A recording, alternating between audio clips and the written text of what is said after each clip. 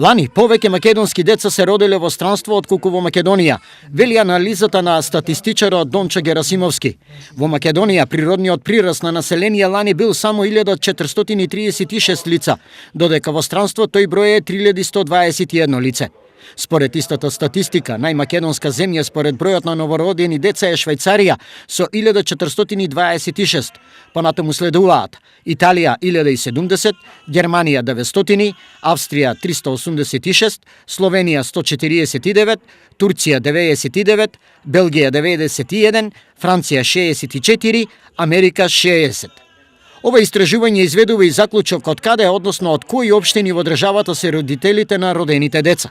Најмногу се од Гостивар, од каде потекло водат 570 новородени деца во странство. Потоа се Струга со 330, Тетово 286, Кичево 242 и Врапчисте 217. Сите овие општини се од западниот дел на Македонија, но во нив сепак има позитивен натален раст. Значи и овде во Македонија и во странство овие општини по број на население се зголемуваат, но најлошото е во нашиот, односно источниот регион. Во општините Македонска Каменица, Виница, Делчево, Свети Николи и Кочани растот е само во странските земји.